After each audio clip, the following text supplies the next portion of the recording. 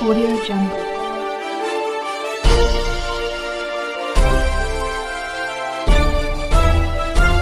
Audio Jungle. जनपद भदोही में अब तक हुए कंबल वितरण समारोह में कुसौली ग्राम सभा स्थित हनुमान मंदिर तालाब के समीप एक सामाजिक सेवा कार्यक्रम का ऐतिहासिक आयोजन कर समाज सेवी मुनेश्वर गुप्ता ने रिकॉर्ड कायम किया है, जिसमें स्थानीय के अलावा आसपास के कई बुजुर्गों और महिलाओं को सहायता प्रदान की गई।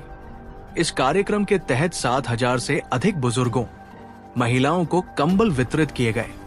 ये पहल ठंड के मौसम में बुजुर्गों को राहत देने के उद्देश्य से की गई थी।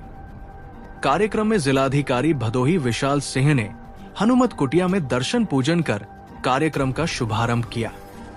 जिलाधिकारी ने कंबल वितरण के दौरान बुजुर्गों के साथ संवाद भी किया और उनकी समस्याओं को समझने का प्रयास किया।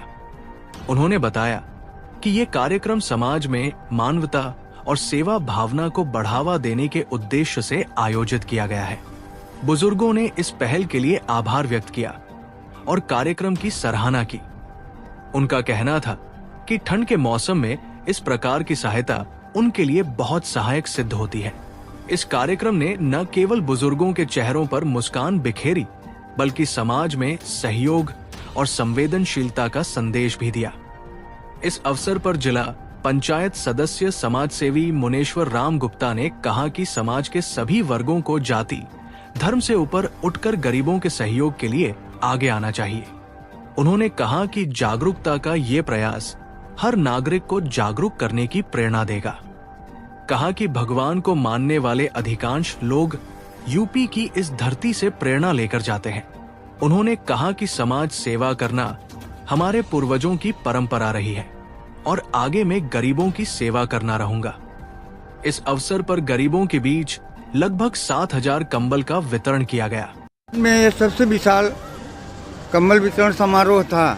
रिकॉर्ड तोड़ आपने जो है काम किया है, इसके पीछे क्या उद्देश्य था आपका? देखिए, उद्देश्य मेरा समाज सेवा करना है। सरकार की जो मंशा, आदरणीय योगी जी की जो मंशा है कि गरीब पिछले पंक्ति में बैठे लोगों का सेवा करना ही मेरा सबसे बड़ा कार्य है। जनता हम लोगों को चुनती है, जिला पंचायत बनाती है, विधायक बनाती है, सांसद बनाती है, लेकिन हम चुनने के बाद ये न भूलें कि जनता ने ही मुझे चुना है। मैं जनता का सेवक हूँ, मैं जनता का जो है कार्य करना चाहता हूँ।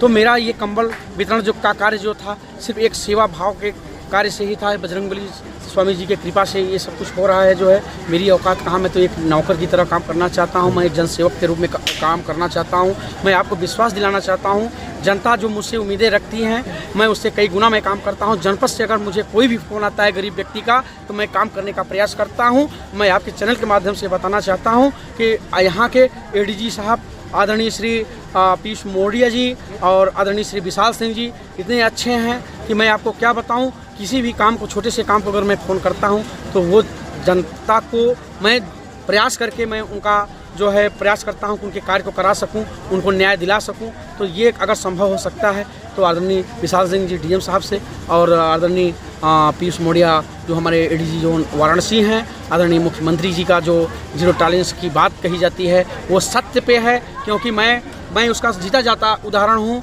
कि अगर कोई किसी को परेशान करता है तो मैं कहता हूँ वो परेशान नहीं करता, खुद परेशान हो जाता है। तो ये सत्य है। आज माफियाओं, गुंडों की यहाँ पे कोई जगह नहीं है और गलतफहमी में भी कोई नहीं रहे। और 2027 में मैं कह रहा हूँ पूर्णतः भारतीय जनता पार्टी की सरकार बनेगी और पुनः बाबा जी फिर एक बार मुख्यमंत्री बनेंगे।